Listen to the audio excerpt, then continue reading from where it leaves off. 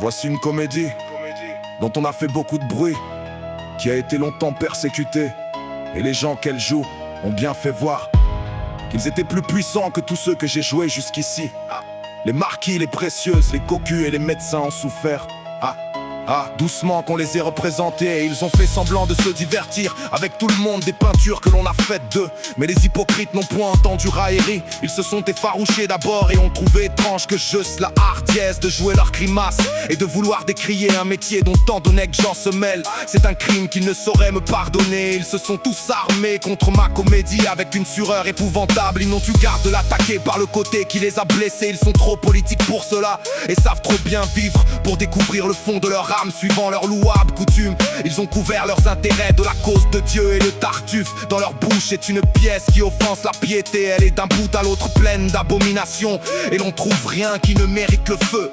Toutes les syllabes en sont impies, les gestes même ils sont criminels, et le moindre coup d'œil, le moindre branlement de tête, le moindre pas à droite ou à gauche, y cache des mystères qu'ils trouvent moyen d'expliquer à mon désavantage. J'ai eu beau la soumettre aux lumières de mes amis et à la censure de tout le monde, les corrections que j'y ai pu faire, le jugement du roi et de la reine qui l'ont vu, l'approbation des grands princes et de messieurs les ministres qui l'ont honoré publiquement de leur présence, le témoignage des gens de bien qui l'ont trouvé profitable. Tout cela n'a rien de rien servi, ils n'en veulent pas démordre, et tous les jours encore ils font crier en public des zélés indiscrets qui me disent des injures pieusement et me damnent par charité. Je me soucierai fort peu de tout ce qu'ils peuvent dire, n'était l'artifice qu'ils ont de me faire des ennemis que je respecte et de jeter dans leur partie des véritables gens de bien dont ils préviennent la bonne foi, et qui par la chaleur qu'ils ont pour leurs intérêts du ciel sont faciles à recevoir les impressions qu'on veut leur donner. Voilà ce qui m'oblige à me défendre, c'est au vrai dévot que je veux partout me justifier sur la conduite de ma comédie. Et je les conjure de tout mon cœur de ne point condamner les choses avant que de les voir, de se défaire de toute prévention et de ne point servir la passion de ceux dont les grimaces les déshonorent.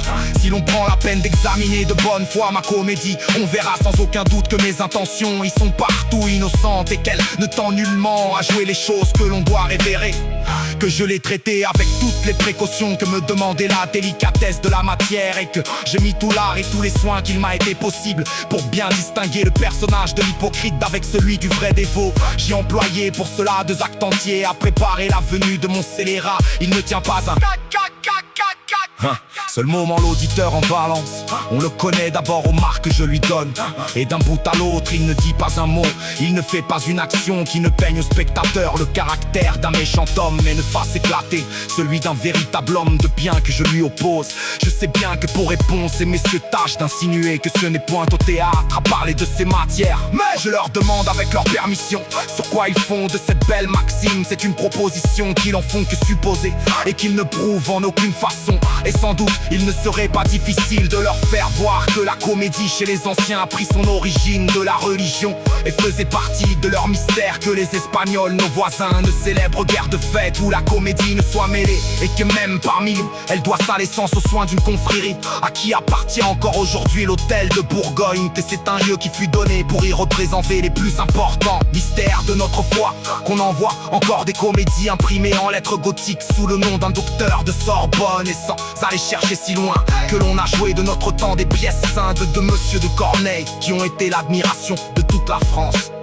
Si l'emploi de la comédie est de corriger les vices des hommes, je ne vois pas par quelle raison il y en aura de privilégiés.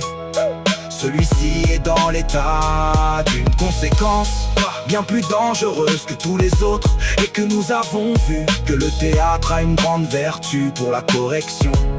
Les plus beaux traits d'une sérieuse morale sont moins puissants le plus souvent que ceux de la satire, et rien ne reprend mieux la plupart des hommes que le peinture de leurs défauts. C'est une grâce.